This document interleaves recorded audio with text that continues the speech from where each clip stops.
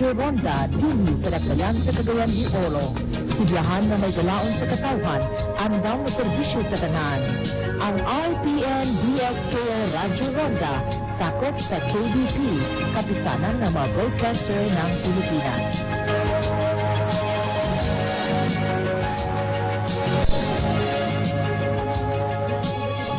Ang ating pamahalaan. Bibigyan rin po tayo ng paunang mensahe ni Cabinet Secretary Carlo Nograles at mamaya ang pahayag ni Pangulong Rodrigo Roa Duterte. Silipin na natin ang mga kaganapan sa Philippine Information Agency kasama si PCOO Secretary Martin Handa.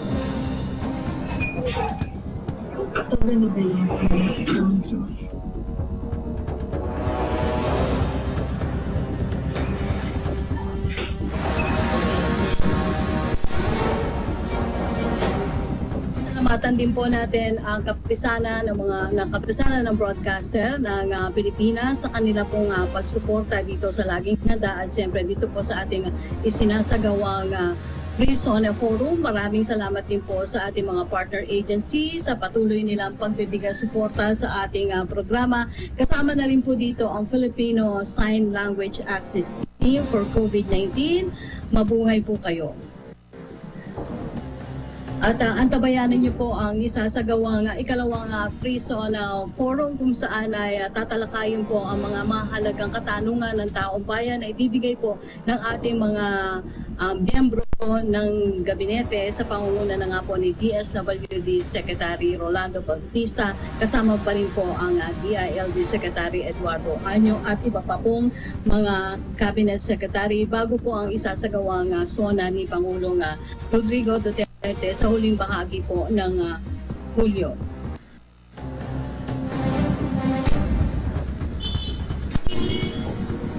Titingnan po natin o bibigyan daan na po natin ang ating mga cabinet secretaries sa bahagi po ng BIA o Philippine Information Agency sa pangunguna pa rin po ni Communications Secretary Martin Andanar. Ito po ang ikalawang Free Zone Forum ng nakaraang linggo po ay nakasama po natin ang mga sinasabing economic managers para pa rin po sa status ng ating bansa sa harap pa rin po ng nararanasang pandemya. Babalikan po natin maya-maya ang kaganapan sa Philippine Information Agency. Magbabalik po ang public briefing #Laging Handa PH. Kaya natin to, kaya natin to. Patuloy pa rin ang laban natin sa COVID-19. And together, we can be the solution. B. Bawal walang mask. I. Isanitize ang mga kamay. Iwas hawak sa mga bagay. D. Dumistansya ng 1 metro. A. Alamin ang totoong impormasyon tungkol sa COVID-19. Protektahan natin ang sarili at mga mahal sa buhay. BIA, be the solution sa COVID-19.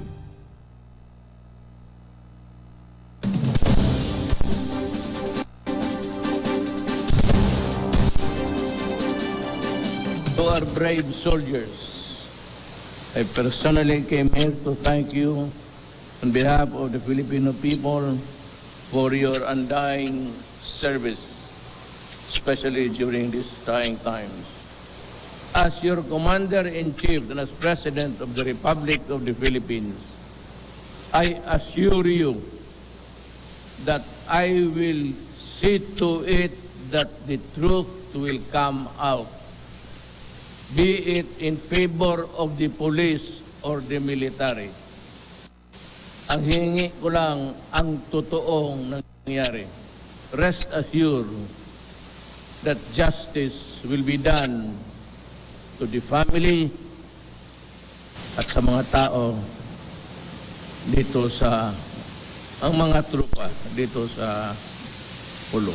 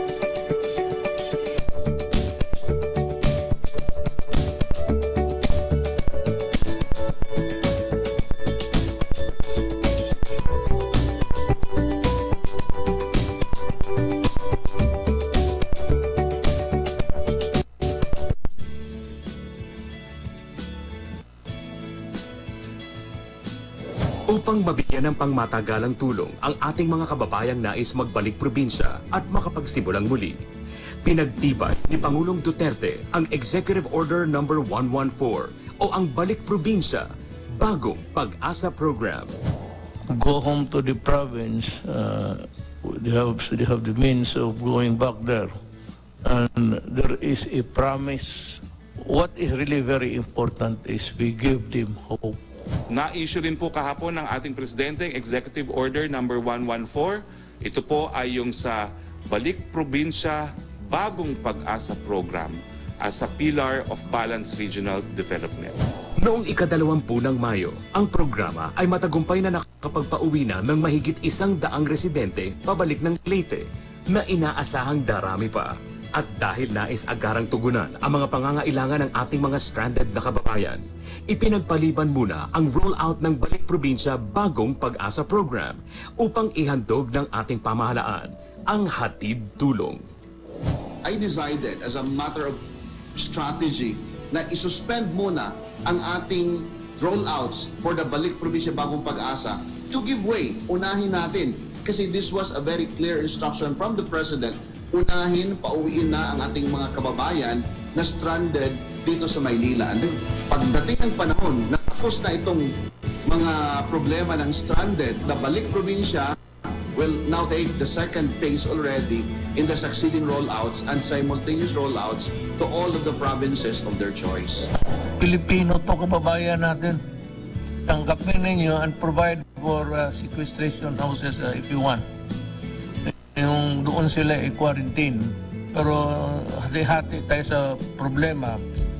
Total hindi naman kami nagkulang. Whatever you need, we provide. Kawawa naman. Tulungan ninyo yung mga Pilipino.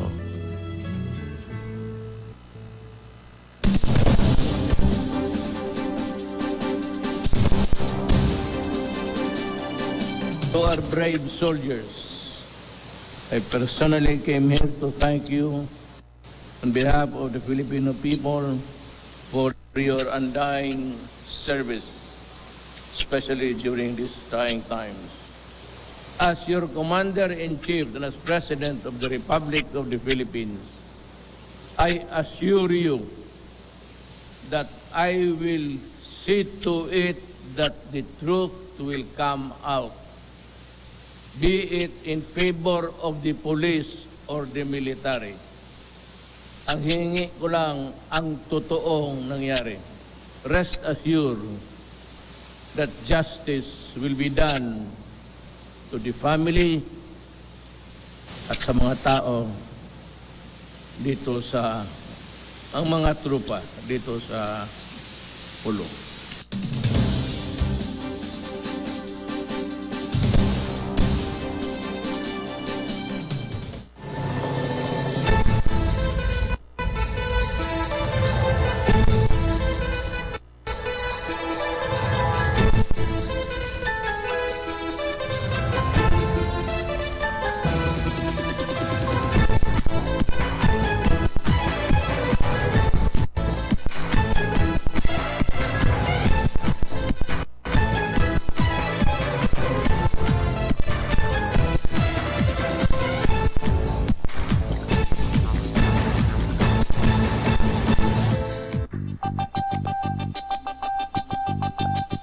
Ngayong panahon ng krisis, maging mas maingat at mapagmatsyag. Huwag maging biktima ng mga online scam. Huwag magbibigay ng personal na impormasyon at bank account number o password kahit kanino. Kung kayo'y makakatanggap ng tawag o email na humihingi ng mga ito, i-validate agad sa opisyal na hotline ng inyong bangko. Iwasang magbukas ng mga kaduda-dudang link, website o mobile app.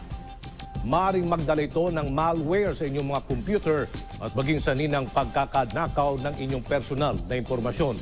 Maging mapanuri sa mga peking email na nagbibigay di umano ng updates ukol sa COVID-19. Hanggat maaari, sa mga opisyal na website ng gobyerno at news sources lamang mag-check ng mga balita. Kung nais namang mag-abot ng donasyon online, ugaliing i-research muna ng maigi ang mga institusyon na nais ninyong pagbigyan ng tulong. Kung sakaling kayo'y makabasa o makatanggap ng mga kahinahinalang mensahe, ipagbigay alam agad sa National Bureau of Investigation. Basta't sama-sama at laging handa, kaya natin ito.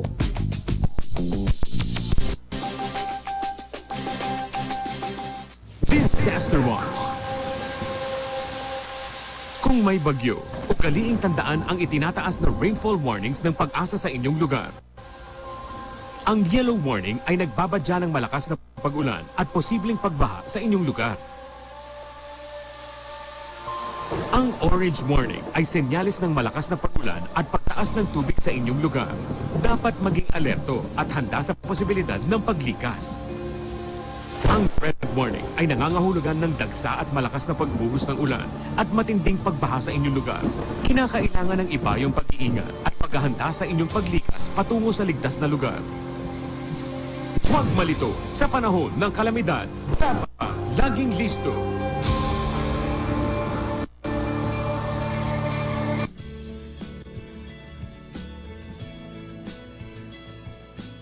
Upang mabigyan ng pangmatagalang tulong ang ating mga kababayang nais magbalik probinsya at makapagsimulang muli, pinagtibay ni Pangulong Duterte ang Executive Order No. 114 o ang Balik Probinsya, Bagong Pag-asa Program. Go home to the province, they have the means of going back there. And there is a promise.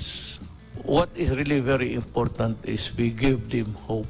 Na-issue rin po kahapon ng ating Presidente ang Executive Order No. 114. Ito po ay yung sa Balik Probinsya, Bagong Pag-asa Program as a pillar of balanced regional development.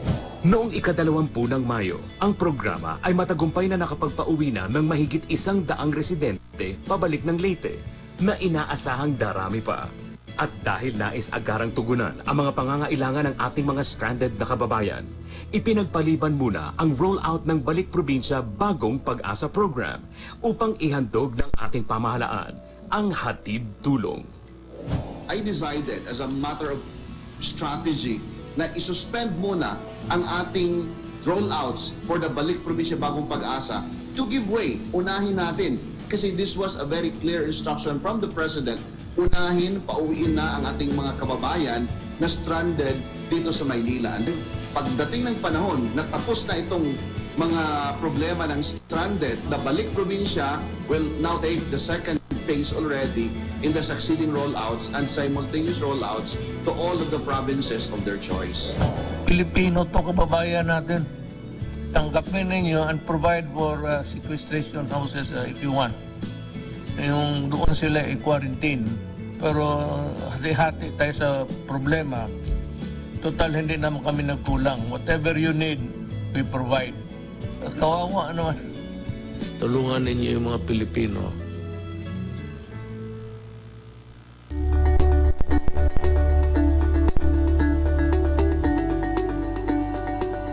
Since the President signed Executive Order No. 2 Series of 2016, back in July 23, 2016, madami ng mga naging development sa ating National FOI program. We have almost all of the 1,000 national government agencies, GOCCs, SUCs, and local water districts with their FOI manuals. And half of that are on our FOI portal, foi.gov.ph. Meaning to say, ang mga kababayan natin can ask information from different government offices online or on paper-based. I tried to access the portal and then I tried to test it, and then I was hoping that just an ordinary program of the government, a new program, so maybe they're adjusting with the system. But after 3 days, I received an email from the FOI. My query was answered after 3 days, so I was very happy and satisfied with the program. The top most requested information on the FOI program is legal documents. That makes up 42% of FOI requests. 39% of FOI requests are from datasets and statistics. 6% are personal information. So people are asking for copies of official SALN as well as accomplishment reports and travel reports. from the past, kailangan kapag magre-request ka ng information, you have to personally visit the offices eh. Kahit galing ka sa malayo, even if you're from province, yun yung address ng FOI. Kahit nasan ka, as long as you have reliable internet connection, you can access information or you can request. Aside from that, it is somehow proactive. Kung yung request mo is na-request na ng ibang tao, makikita mo na siya doon. So you don't have to make another request. We are able to harmonize the Executive Order number 2 on the Freedom of Information with the Data Privacy Law. Napaka-importante lang ang poprotektahin ng ating mga opisyal at mga kasama sa gobyerno ay ang mga sensitive personal information. Siguro ang pinagkaiba lang dun sa administrasyon ngayon na nakapagpasa nung FOIEO, talagang hindi sila tumigil. Hindi sila tumigil hanggat hindi nila na ipapasa kasi alam nila na kailangan yun ng tao eh.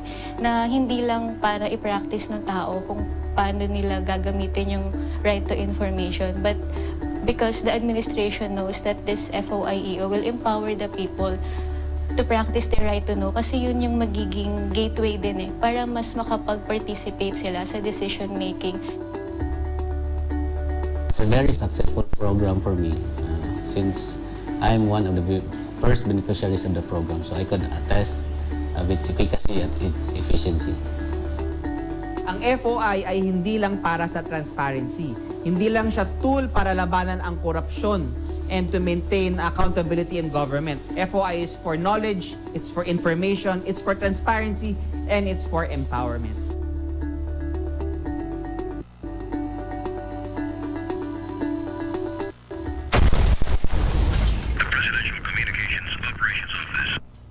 Ang mga hinaing na inyong itinawag sa opisyal na linya ng pamahalaan, patuloy naming tutugunan at bibigyang aksyon.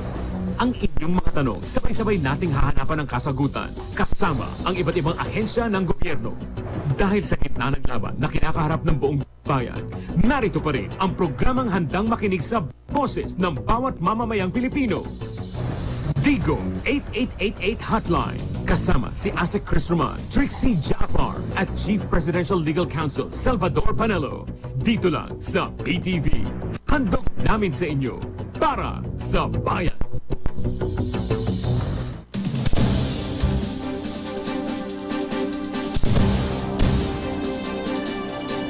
To our brave soldiers, I personally came here to thank you on behalf of the Filipino people for your undying service, especially during these trying times.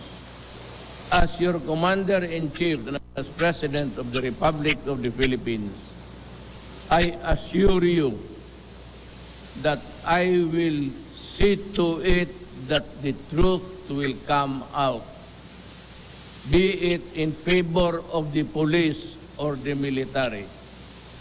Ang hiningi ko lang ang totoong nangyari. Rest assured that justice will be done to the family at sa mga tao dito sa ang mga trupa dito sa pulong.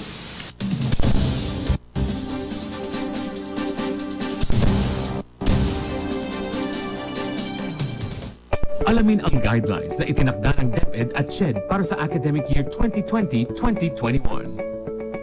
Ang opisyal na pagsisimula ng klase sa mga pampublikong paaralan ay sa August 24, 2020 at matatapos naman sa April 30, 2021. Sa kabuuan, mayroong 203 days para sa school year na ito.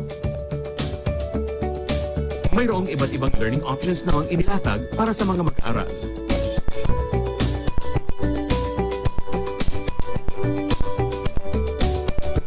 Ang mga pribadong eskwelahan ay maaaring magsimula ng klase sa alinmang araw mula sa unang Lunes ng Hunyo hanggang sa huling araw ng Agosto. Tandaan, bawal ang pagsasagawa ng face-to-face classes hanggat wala pang bakuna para sa COVID-19. Para naman sa mga higher education institutions, ang pagsisimula ng klase ay nakadepende sa education delivery mode ng institusyon.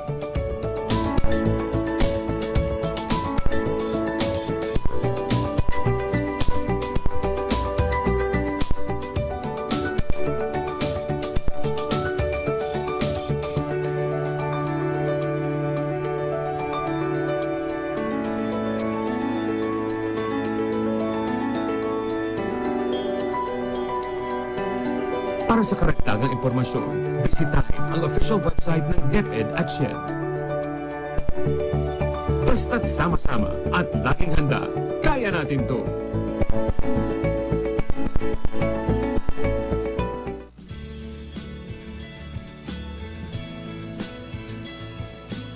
Upang mabigyan ng pangmatagalang tulong ang ating mga kababayang nais magbalik probinsya at makapagsimulang muli, pinagtibay ni Pangulong Duterte ang Executive Order No. 114 o ang Balik Probinsya, Bagong Pag-asa Program.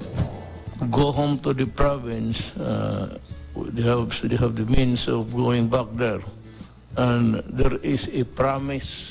What is really very important is we give them hope. Na-issue rin po kahapon ng ating Presidente Executive Order No. 114. Ito po ay yung sa Balik Probinsya, Bagong Pag-asa Program as a pillar of balanced regional development. Noong ika-20 ng Mayo, ang programa ay matagumpay na nakapagpauwi na ng mahigit 100 residente pabalik ng Leyte, na inaasahang darami pa. At dahil nais agarang tugunan ang mga pangangailangan ng ating mga stranded na kababayan, ipinagpaliban muna ang rollout ng Balik Probinsya Bagong Pag-asa Program upang ihandog ng ating pamahalaan ang hatid tulong. I decided as a matter of strategy na isuspend muna ang ating rollouts for the Balik Probinsya Bagong Pag-asa to give way. Unahin natin kasi this was a very clear instruction from the President. Unahin, pauwiin na ang ating mga kababayan na stranded dito sa Maynila. And then, pagdating ng panahon na tapos na itong mga problema ng stranded, the Balik Probinsya will now take the second phase already in the succeeding rollouts and simultaneous rollouts to all of the provinces of their choice. Pilipino to kababayan natin. Tanggapin ninyo and provide for sequestration houses if you want. Yung doon sila i-quarantine. Pero hati-hati tayo sa problema. Total, hindi naman kami nagkulang. Whatever you need, we provide. Kawawa naman. Tulungan ninyo yung mga Pilipino.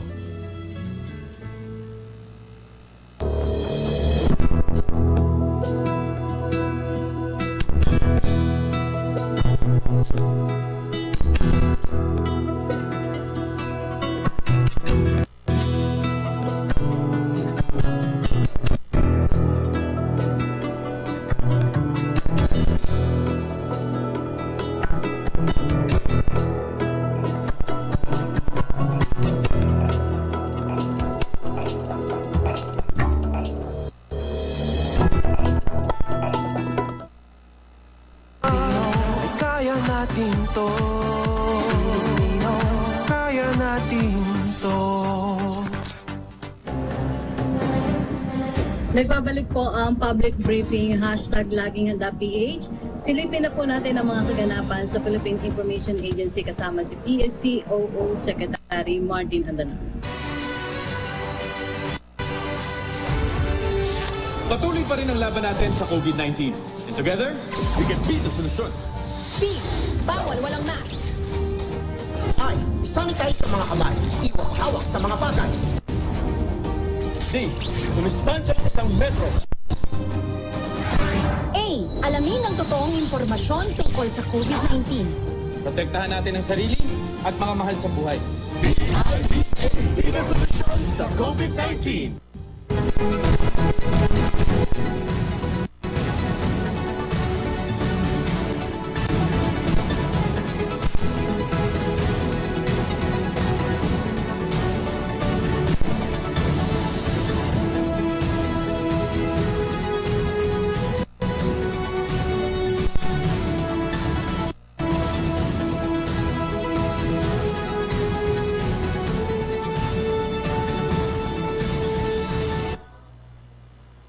Magandang umaga, Luzon, Visayas, and Mindanao. May buntag.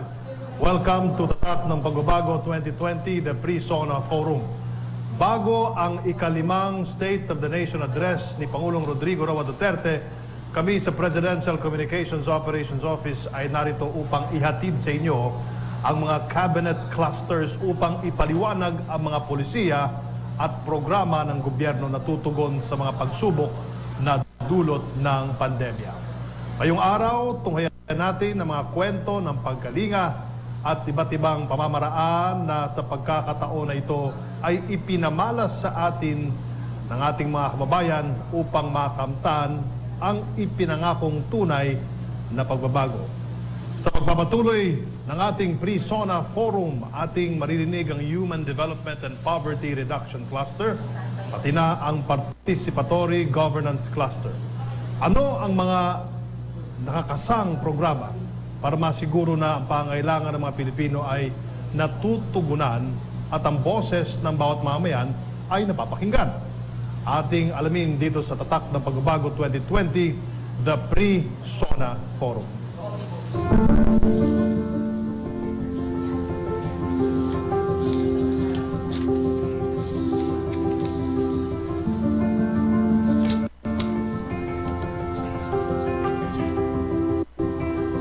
Sa pagbubukas ng taong 2020, kinaharap ng Pilipinas ang mga napakabigat na suliranin.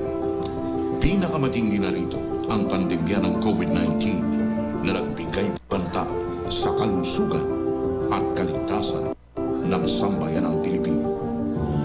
Sa harap ng pagsubok, tayo'y nagkapit-bisig at nagbayanihan para sa ikagagaling ng lahat. Sa pangunguna ni Pangulong Rodrigo Roa Duterte, puspusan ang paghahatid ng tulong at serbisyo ng pamahalaan sa mga mamamayan sa gitna ng dinaranas na public health emergency.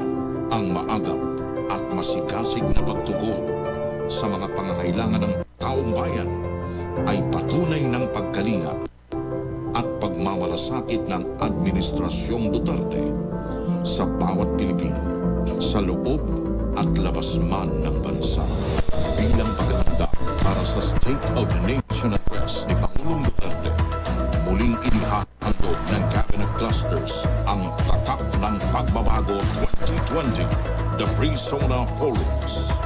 Sa pagkakataong ito, haharap sa sambayanan ng 6 na Cabinet Clusters upang ihatid ang mga tamang impormasyon at iulan ang katotohanan tungkol sa kalagayan ng ating bansa. Bitbit ang temang patunay ng pagkalinga. Layunin itong sugpuin ang paglaganap ng fake news at disinformation.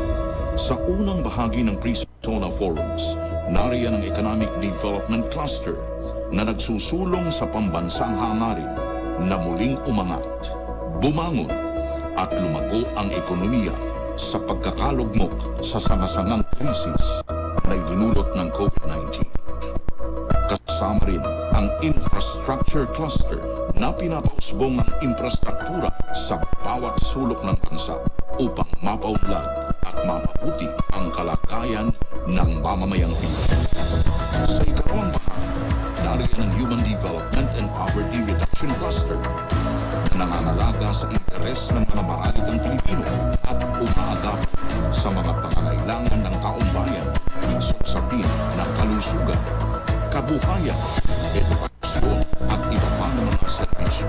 Kasama rin ang Participatory Governance Cluster na itinataguyod ng isang transparent, responsive at people-centric na gobyerno para sa mas mabilis at epektibong paghatid ng serbisyo sa mga tao. Sa pangatlo at pinakahuling bahagi naman, nariyan ang Security, Justice and Peace Cluster na prioridad ang pagpapanatili ng kaayusan, seguridad at kapayapaan sa mga komunidad. Kasama rin ang Climate Change Adaptation, Mitigation and Disaster Risk Reduction Cluster na pinapahusay ang kahandaan at katatagan ng mga komunidad laban sa mga kalamidad at sakuna habang pinapaigting ang pagpapatupad ng mga pulisiyang poprotekta sa kalikasan. Sa 4 na taong pagsisikap ng Administrasyong Duterte na maisulong ang tunay na pagbabago, marami na tayong nakamit na mga tagumpay. Sinusubok man ng krisis ang ating bansa sa panahong ito, itutuloy natin ang maganda na nating nasimula. Patuloy ang paghahatid ng mapagkalingang serbisyo sa mga mamamayang Pilipino. Sama-sama, Iaangat natin ang bansa. Sabay-sabay, haharapin natin ang mas magandang umaga.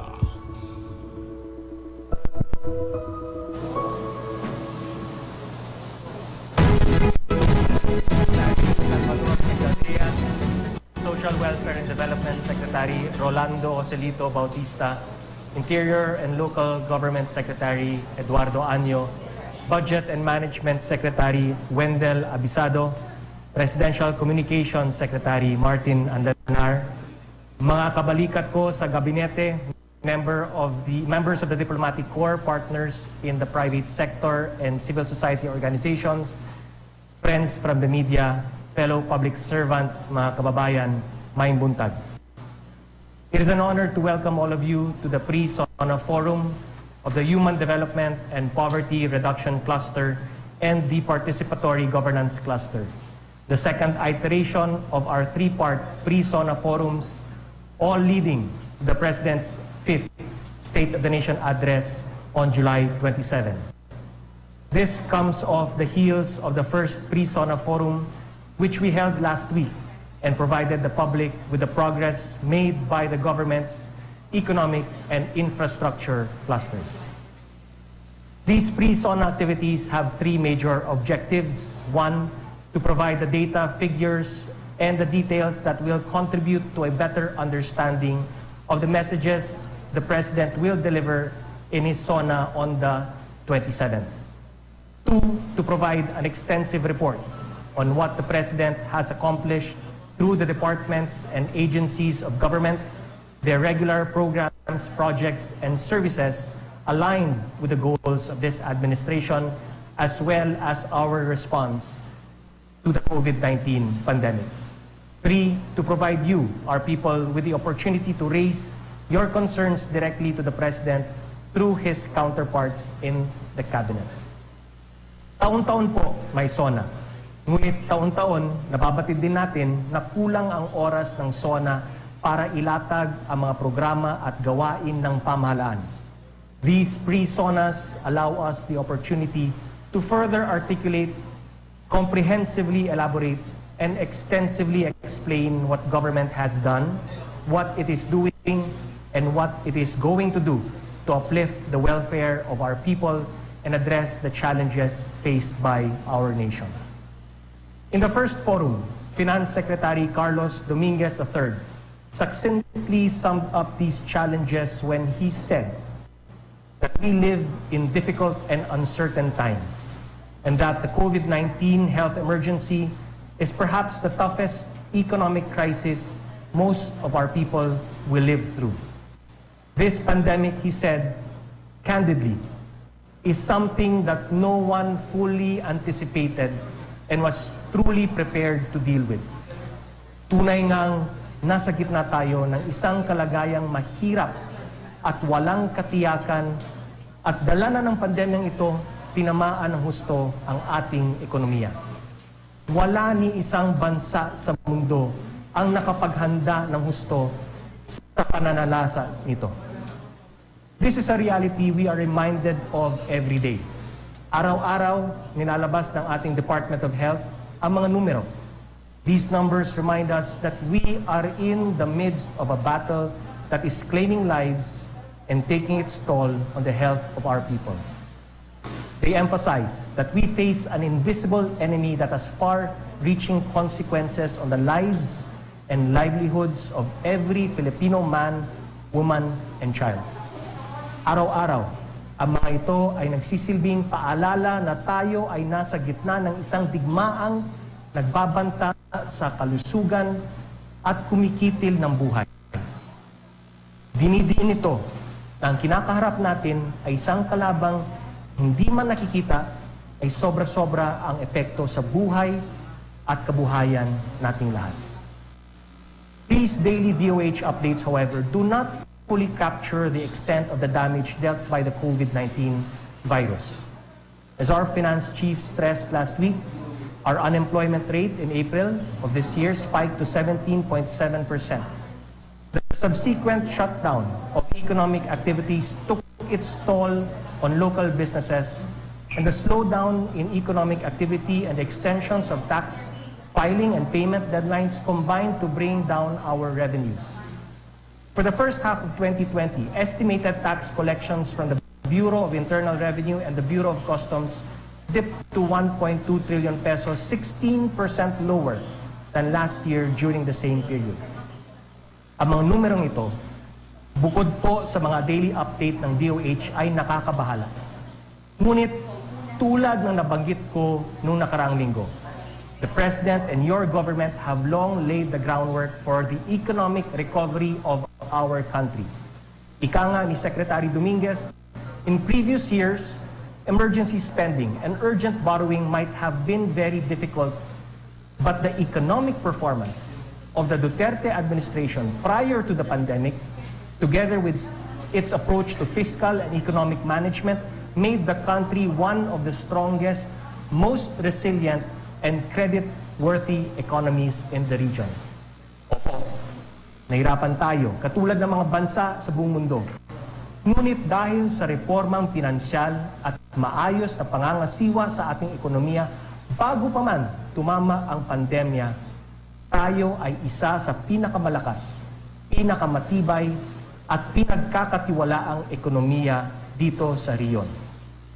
Mga kababayan, hirap man tayo ngayon.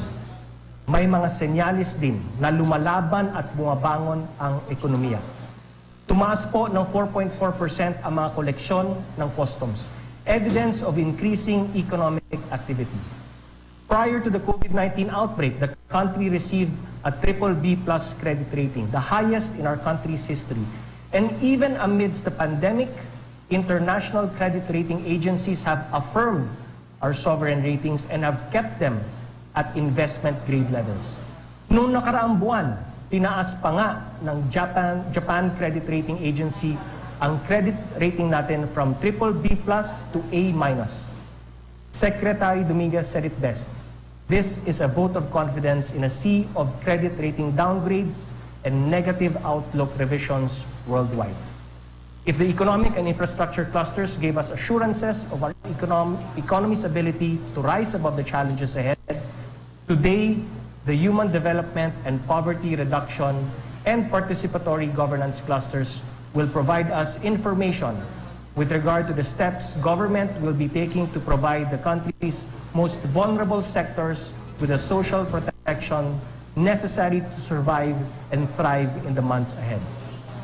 In particular, the HDPRC, through its chairperson, DSWD Secretary Rolando Joselito Bautista, will be reporting what the cluster has achieved in terms of human capital development, poverty reduction, and enhancing the quality of life of every Filipino. Aside from the regular projects, activities, and programs that make up the HDPRC roadmap, Secretary Bautista will also present the cluster's accomplishments under the COVID-19 Adjustment Measures Program, the Social Amelioration Program, and similar programs aimed at mitigating the impact of the COVID-19 pandemic. Included among these developments are the Enhanced Partnership Against Hunger and Poverty Convergence Program, which is now helping a number of farmers and farmers' organizations amid the pandemic, as well as the Interagency Task Force on Zero Hunger, which I chair, and is now in the process of harmonizing government programs meant to ensure food security and reduce hunger so that we can say #goodbye gutom. Kasama sa mga bagong programa ng gobyerno ang Enhanced Partnership Against Hunger and Poverty or EPAP na siyang tumutulay sa mga magsasaka at mangingisda sa merkado na tumutugon sa hamon ng pandemya kasama ang Interagency Task Force on Zero Hunger ng ating pinangangasiwaan.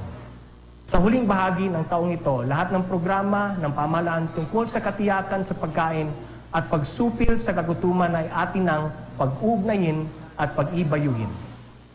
The Participatory Governance Cluster, on the other hand, through its co-chairpersons, DILG Secretary Eduardo Anyo and DBM Secretary Wendell Abisado, will share the accomplishments and milestones of the cluster's member agencies towards the enhancement of citizen participation in government processes by strategies that transform the public from mere observers to genuine partners of government.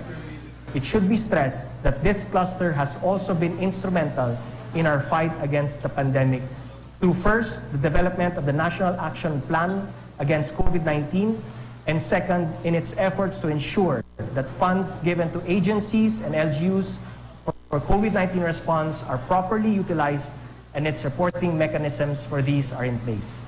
Didiinan ko lang.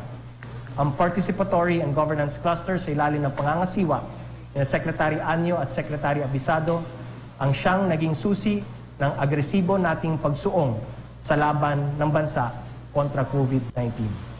Following the presentation of these clusters, an open forum will follow to afford you the opportunities to direct your questions at the concerned department agencies, secretaries, and heads of agencies. Before I wrap up, allow me to extend my sincerest gratitude and congratulations to our partners who made today's Pre-SONA Forum possible. The Human Development and Poverty Reduction Cluster, the Participatory Governance Cluster, the Presidential Communications Operations Office, the Office of the Executive Secretary, and my fellow workers in the Office of the President. Mga kababayan, sa pagsama-sama, kaya nating umahon. Sa tulong ng Diyos at sa magkaisang aksyon, tayo ay babangon. Maraming salamat. Maraming salamat, Cabinet Secretary Carlo Nograles. Ang ating pre-SONA ngayong araw, katulad ng ating pre-SONA nung nakarang linggo, ang iba sa ating nakagawian dahil sa COVID-19. Ngunit hindi ito hadlang sa pagtugon namin sa aming tungkulin na magbigay ng tama at napapanahong impormasyon sa bawat Pilipino. Ito po ang pangalawa sa ating three-part forum at ito ay pangungunahan ng Human Development and Poverty Reduction Cluster at ng Participatory Governance Cluster. Sa mga nakalipas na buwan, tunay na sinubok po ang cluster na ito. Paano nga ba natin tinutugunan ang hamon na dulot ng COVID-19 pandemic at sa paanong paraan natin ito mapagtatagumpayan ng sama-sama? Kasama po natin ngayong araw si DSWD Secretary at Head ng Human Development and Poverty Reduction Cluster, Secretary Rolando Bautista.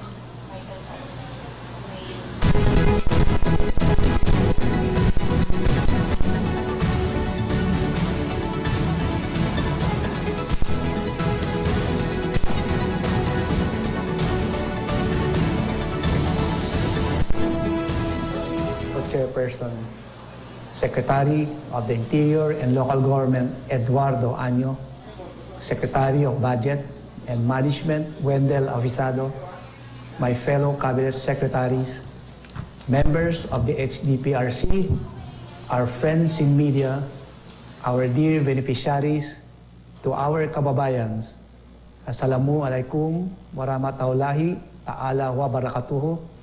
Magandang umaga sa ating lahat. 4 years into gearing towards bringing down the poverty rate to 14%, the country faced unforeseen challenges caused by the eruption of the Taal volcano and the global outbreak of the COVID-19.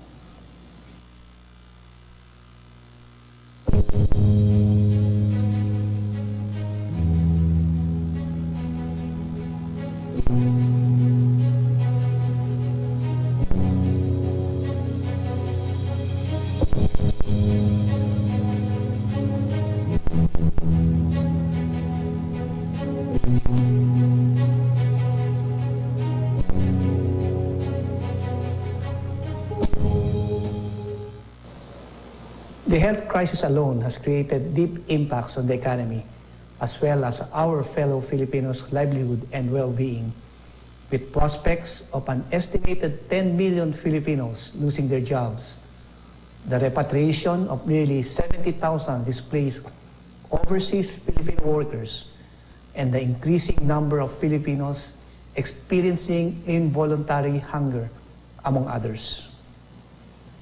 Gayunpaman, patuloy na nagtutulungan ang lahat ng ahensya sa ilalim ng Human Development and Poverty Reduction Cluster o HDPRC sa pagbangon ng ating kapwa Pilipino mula sa crisis na ating ngayon hinaharap.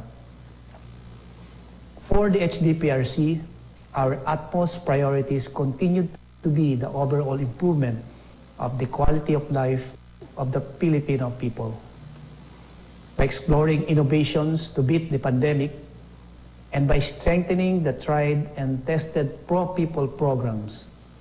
This is reinforced by our 4 core strategies on education, public health, social protection, and building capacities and opportunities for the poor and marginalized. Napakalaki ang naging epekto ng pandemya sa edukasyon ng ating kabataan. Kaya walang humpay ang HDPRC na masiguro na sa ilalim ng new normal, ang ating mga kabataan ay patuloy na may access sa alternatibong pamamaraan ng pag-aaral o ang blended at distance learning. In response to COVID-19's impacts on students, the Commission on Higher Education or SHED and the Unified Student Financial Assistance System for Tertiary Education or UNIFAS continued to make the tertiary education subsidy stipends available to its grantees to cope with the effects of the pandemic. The Technical Education and Skills Development Authority's expanded online program also serve as an alternate mode of technical vocational education and training learning platform during the community quarantine. For the establishment of effective and accessible alternative educational systems, the Department of Education or DepEd embarked on the Basic Education Learning Continuity Plan, providing learning opportunities to our students through printed or digital modules, online learning resources, and television or radio-based instruction without requiring them to come to school. Over 700,000 out-of-school youth in 2019 were enrolled under DepEd's Alternative Learning System or ALS, half of which are from the 32 priority provinces of HDPRC. About 1.33 million students enrolled in state and local universities and colleges are now benefiting from the free higher education and tertiary education subsidy programs. To increase Filipinos' chances of securing gainful jobs or engaging in sustainable livelihoods.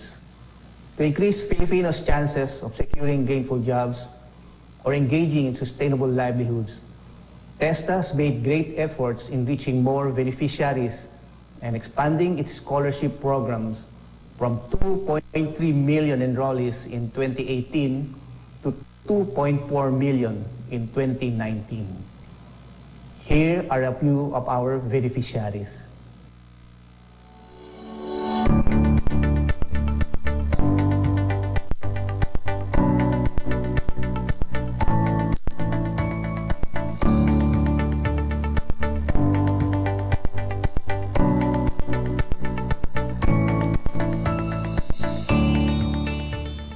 Sa panahon ng pandemya, ang pinakamahalagang tungkulin ng HDPRC ay magarantya na nasa maayos na kalusugan ng ating mamayan at sila ay may access sa abot-kayang serbisyong pangkalusugan. In line with the country's continuing battle against the pandemic, the Department of Health has undertaken concerted efforts to beat the disease with improved testing capacities from 1,200 actual tests per day in March to 21,000 per day now in 85 DOH licensed testing laboratories nationwide. Nearly 18,000 dedicated beds for COVID-19, around 18,000 health personnel deployed to health facilities needing augmentation, and continuous distribution of personal protective equipment or PPEs and other essential medical equipment for our frontliners.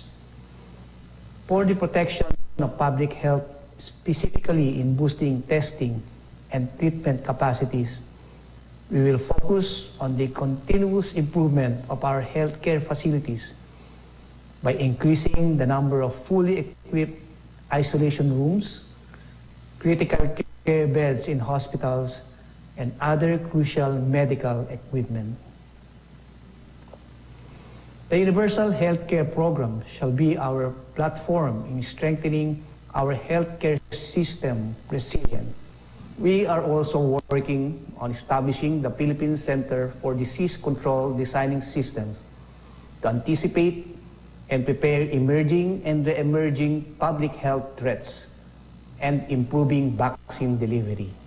In addition to the pandemic-related health measures, the HDPRC advanced its efforts in expanding universal healthcare to all Filipinos and in addressing hunger and malnutrition among children, teenage pregnancy, as well as the prevalence of non-communicable and preventable diseases. The National Nutrition Council reported that prevalence of wasting and stunting among children under 5 have significantly reduced in 2019.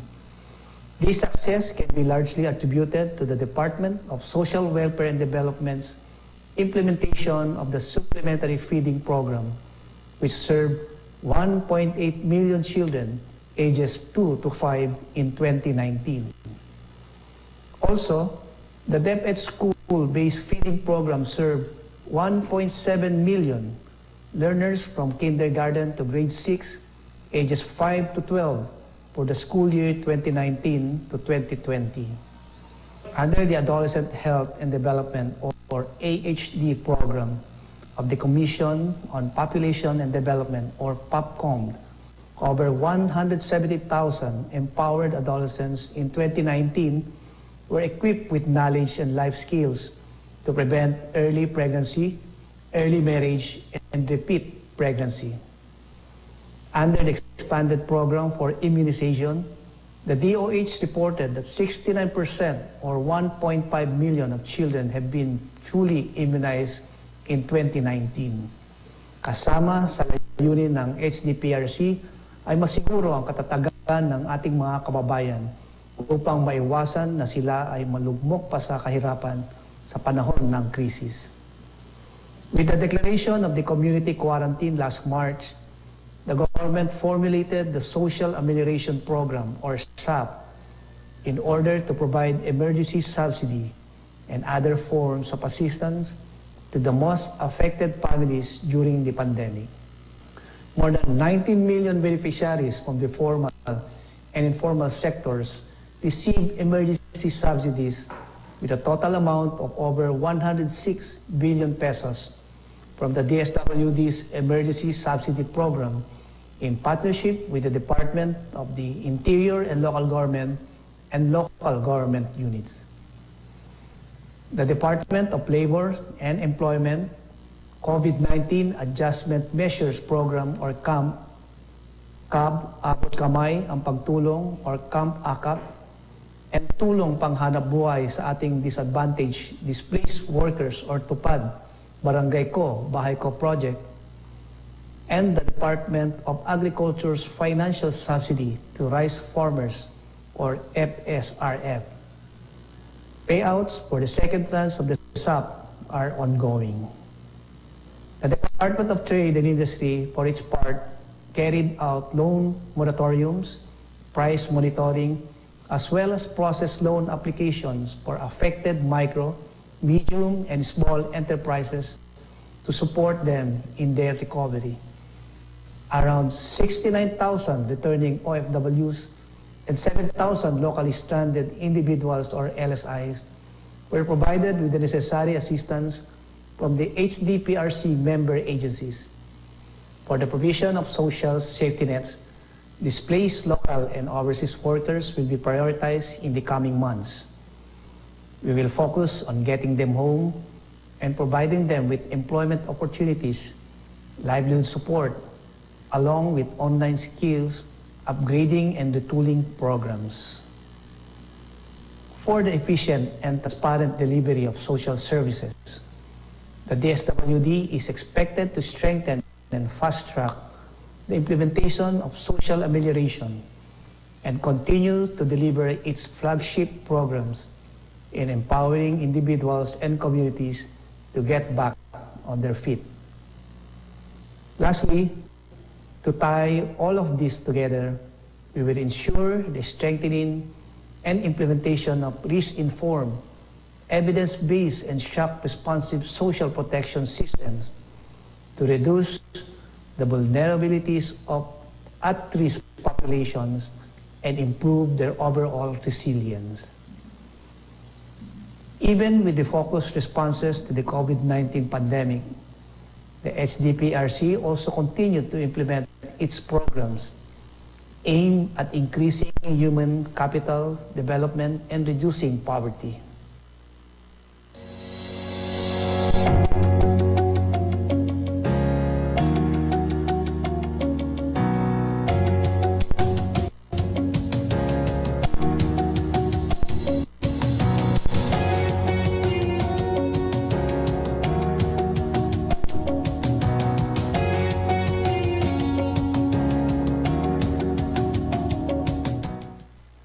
The DSWD's commitment to improving the poor's quality of life was clearly reflected by the increased budget for the Pantawid Pamilyang Pilipino Program, or PORPIS, from 89 billion pesos in 2018 and in 2019 to 109 billion pesos in 2020 to cover the higher monthly educational and health cash grants pursuant to the PORPIS Act.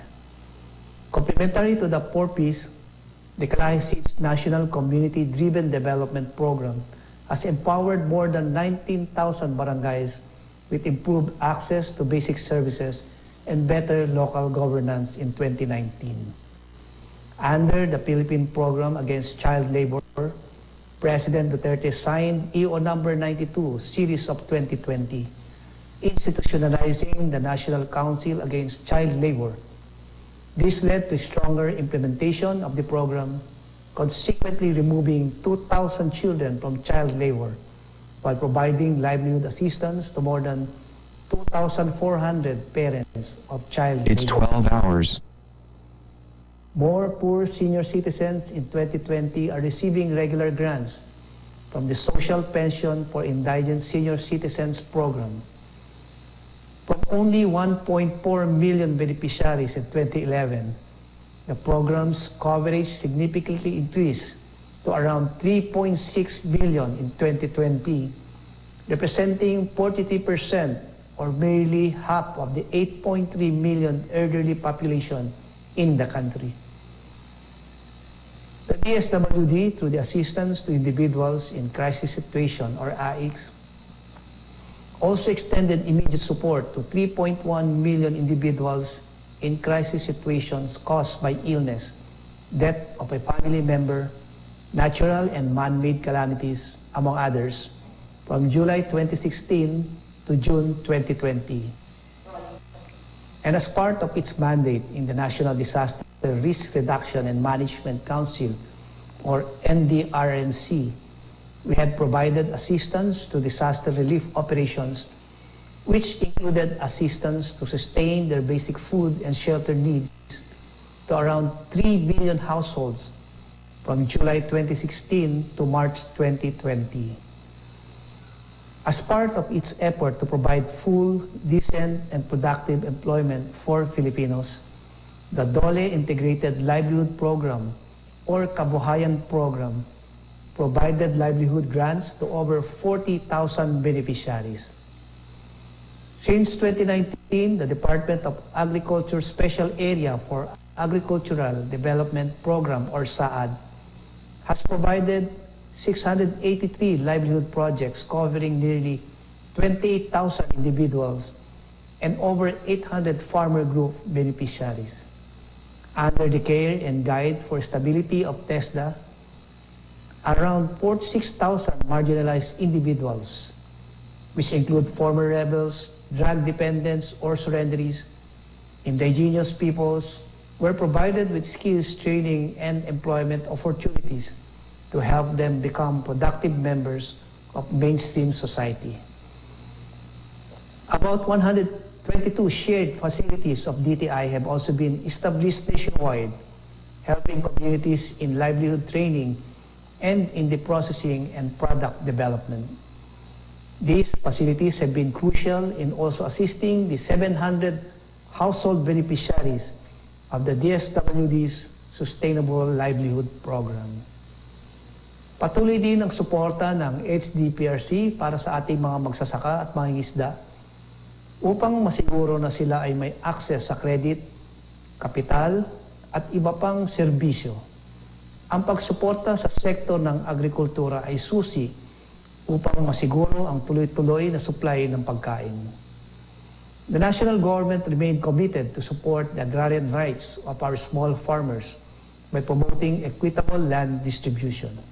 Since July 2019, the Department of Agrarian Reform, or DAR, distributed nearly 30,000 hectares of public and private agricultural lands to more than 19,000 agrarian reform beneficiaries, helping them escape the vicious cycle of poverty and social injustice. The DAR also provided access to credit and microfinance services to over 131,000 agrarian reform beneficiaries. Nearly 3,000 farmers were supported with agricultural assets, infrastructure, technology and machineries to increase their capacity and boost agricultural productivity. Currently, the country's Global Food Security Index report is below the global average score. However, there is a significant increase wherein we place 64th out of 113 countries, 6 levels higher than its ranking in 2018. But we continue to provide more support to the agriculture sector, as the country's score is still lower than the global average. In line with this, we have strengthened support programs such as the Target Actions to Reduce Poverty and Generate Economic Transformation, or Target, Child Nutrition Project, Coconut Rehabilitation Program, and Gulayan sa Paaralan to shore up food security and nutrition quality in the country. Ladies and gentlemen, these are indeed difficult times. Nevertheless, the HDPRC did not falter nor waver in our zealousness to serve our fellow Filipinos. Nais naming iparating sa ating mga kababayan, pati rin sa ating mga beneficiaries, na patuloy ang pagpapatupad at pagpapatibay ng mapagkalingang programang ikagiginhawa at ikakatatag ng ating mga kababayan sa panahon ng pandemyang ito. To my fellow HDPRC members, let us continue to work together and remain relentless in our objectives to build a stronger nation with empowered citizens. The whole of nation approach and our mutual support will ensure that no one is left behind in our journey towards recovery from this crisis. The pandemic may be the first and hopefully the last in our lifetime. So it is our fervent hope that our solidarity as a nation during these challenging times go down in history and reverberate in the future generations.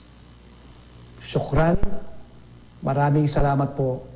Mabuhay ang Republika ng Pilipinas.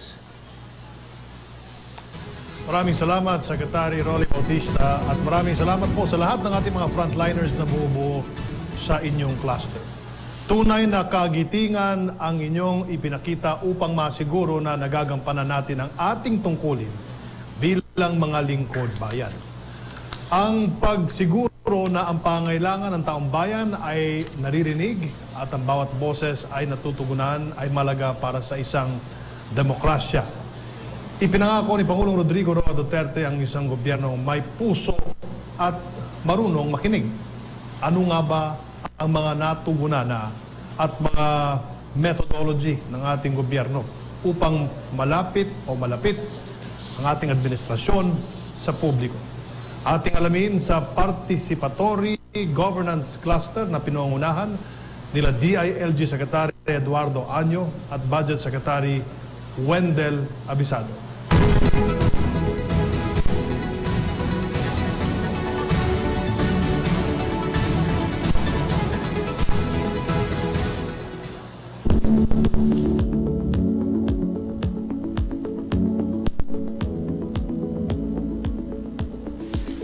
my fellow countrymen, it comes as no secret that our intensified drives to establish peaceful, safe, and progressive Filipino communities bore us much fruit before our country was beleaguered by the COVID-19 pandemic.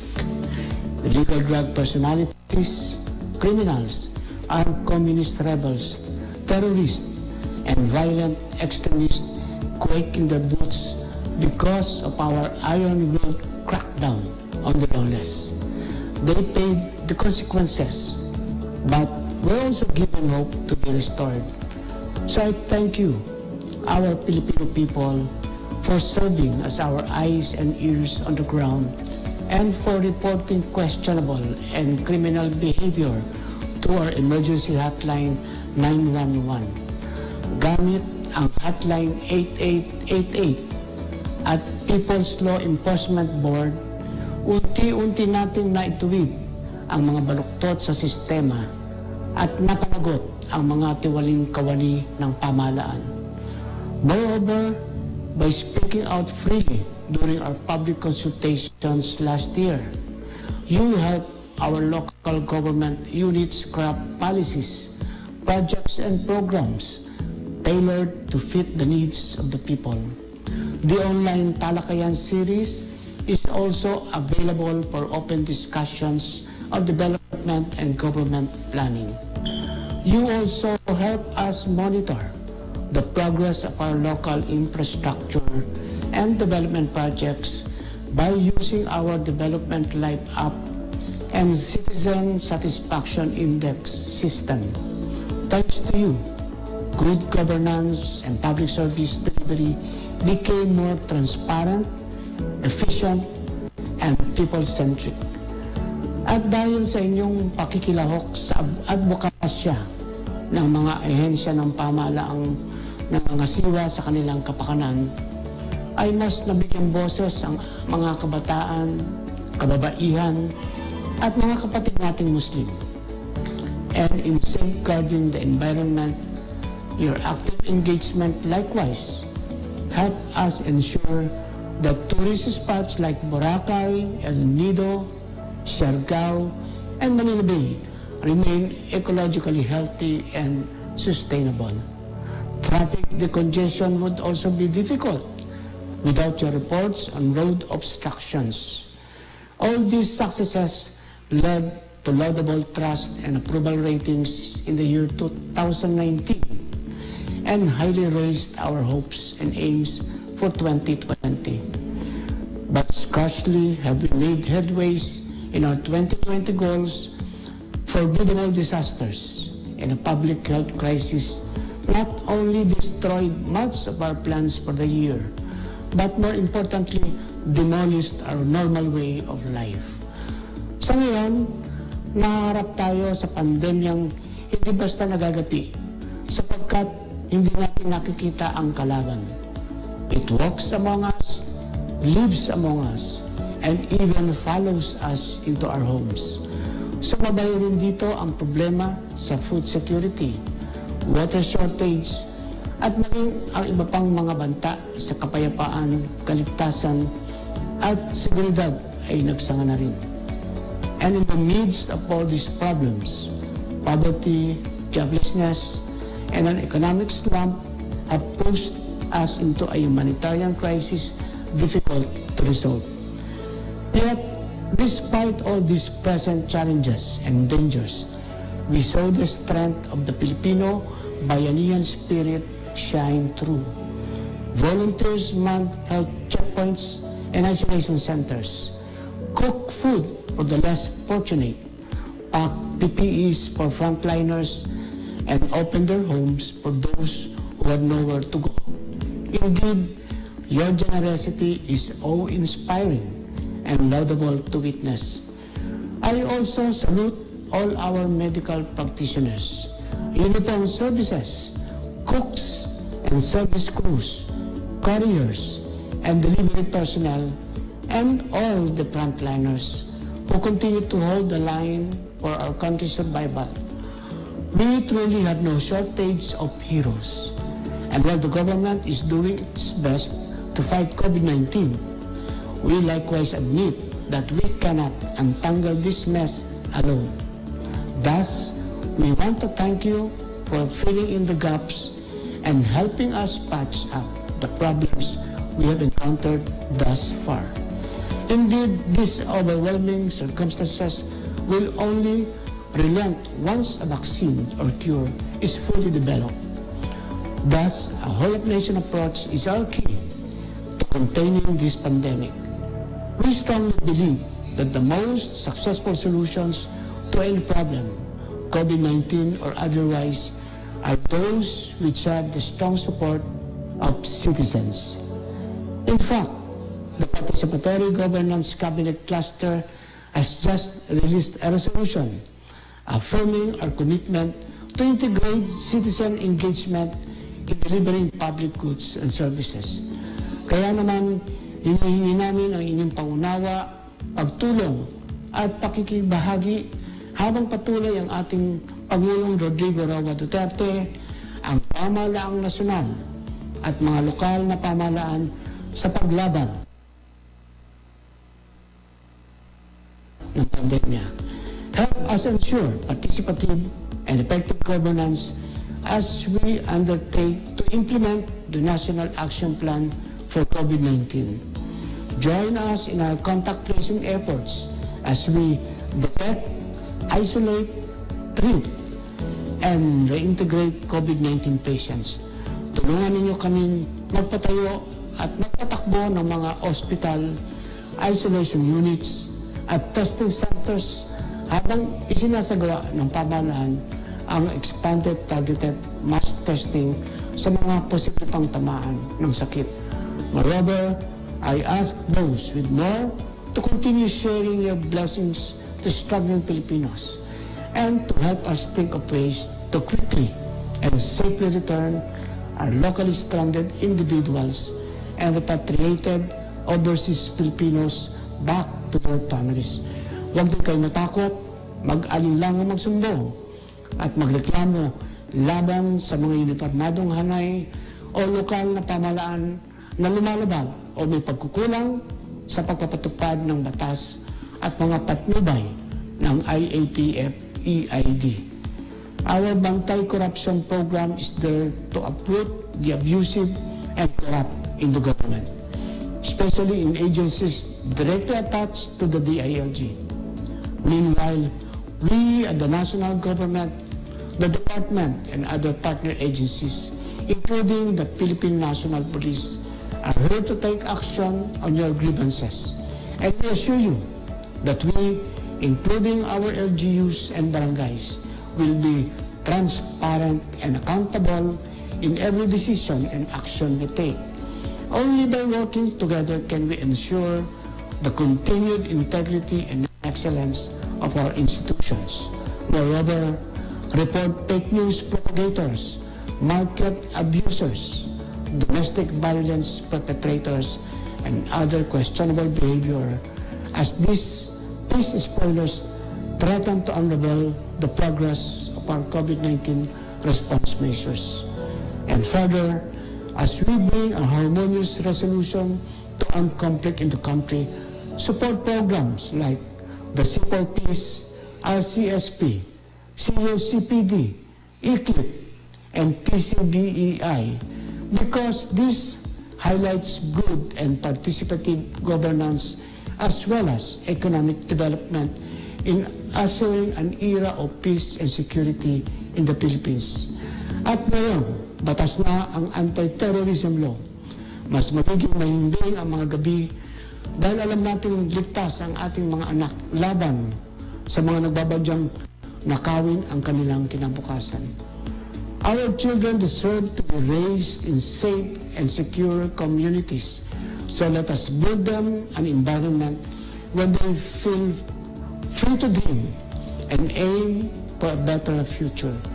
And now that we are gradually reopening our country to trade, industry, and public transportation, we ask our private sector friends to support our Balik Probinsya program by investing in the provinces and providing opportunities for locals.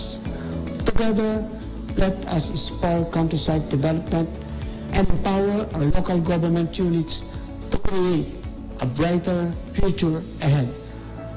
Mga kababayan, ang landas natin ngayon ay puno ng mga matitinding pagsubok, and we cannot remain stagnant for too long.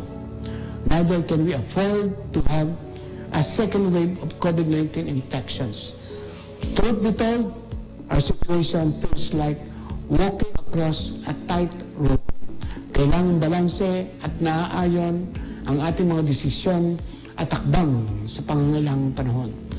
So we entreat everybody to follow the minimum health standards.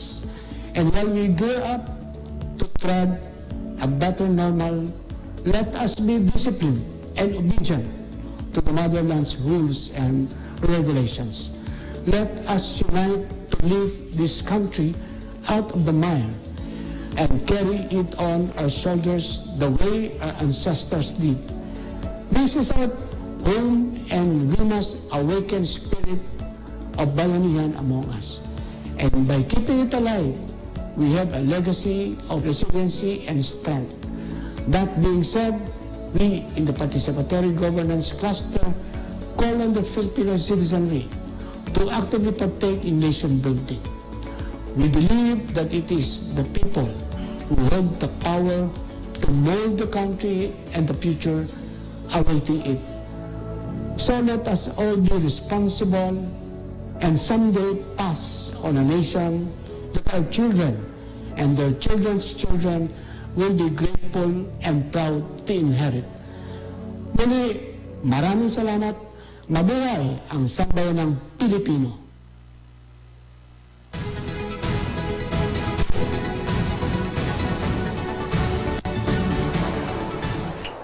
To my fellow cabinet members, colleagues from national government agencies and local government units, civil society organizations, people's organizations, the academe, business sector, media, development partners, and to my fellow Filipinos who are watching us today, magandang hapon po sa inyong lahat.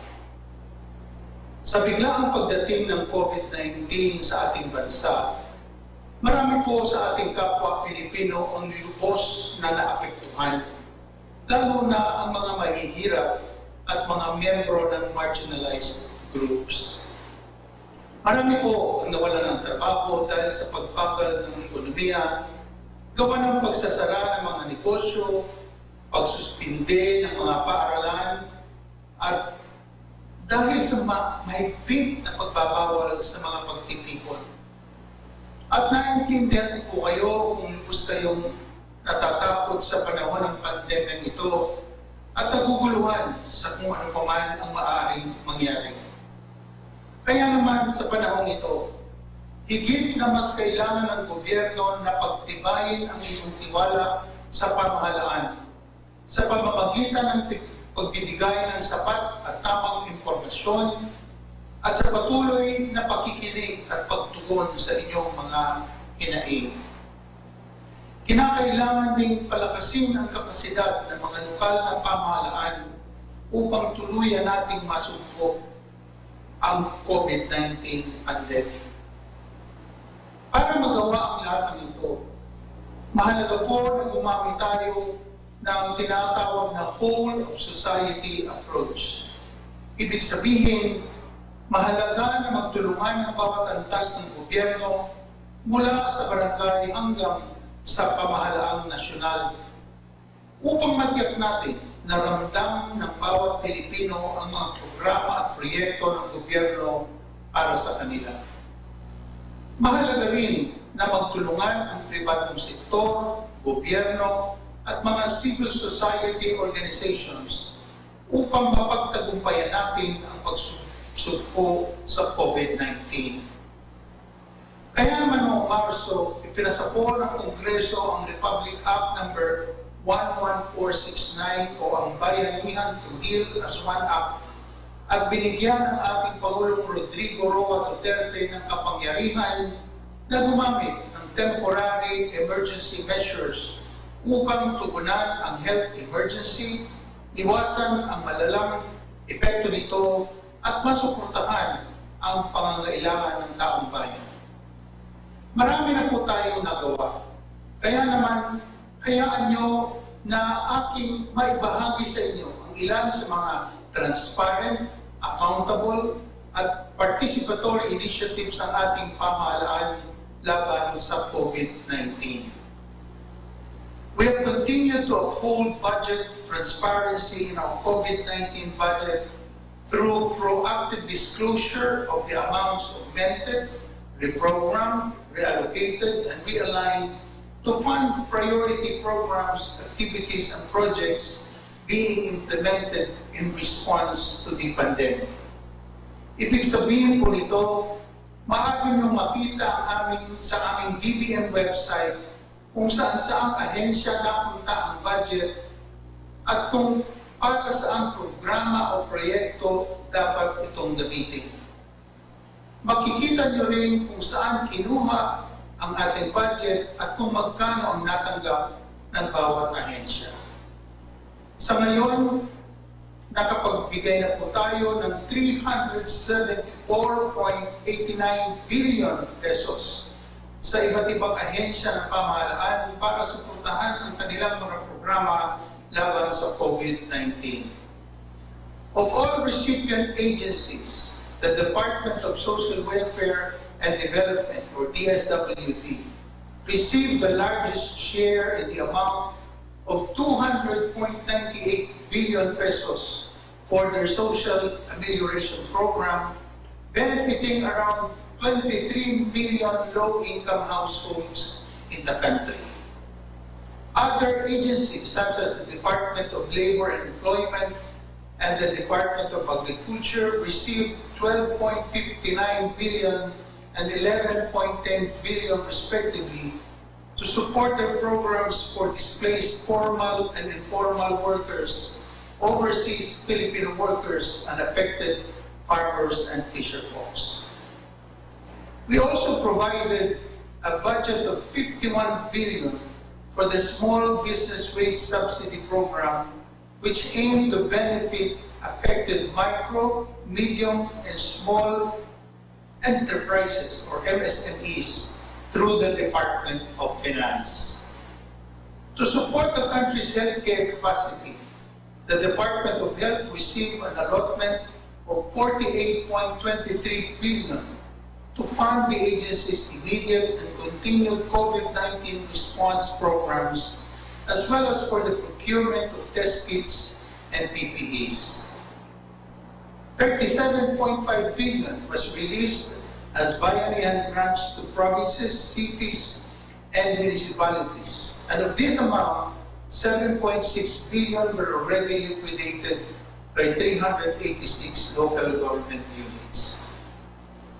Out of the liquidated, 54.24% went to food assistance and other relief goods for affected households, followed by procurement of hospital equipment and supplies at 9.63%, and other COVID-19 related PPEs and expenses at 8%.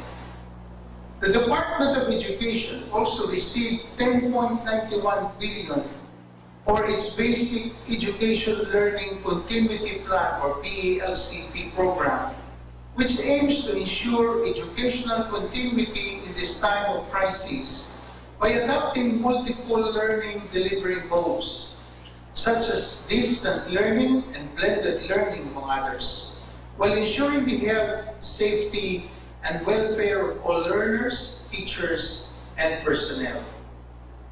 The remaining 2.58 billion was released to other agencies, including the Department of Science and Technology, Department of Trade and Industry, Department of Foreign Affairs, and the Department of Interior and Local Government, among others. Aside from upholding budget transparency, the executive branch also publishes and submits a weekly bayanihan report to the Joint Congressional Oversight Committee, which contains updates on government initiatives being maintained or implemented pursuant to the bayanihan law.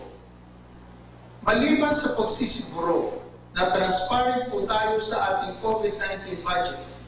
Meron din pong initiatives ang gobyerno kung saan mas pinadali natin ang access sa mga programa at proyekto ng pamahalaan.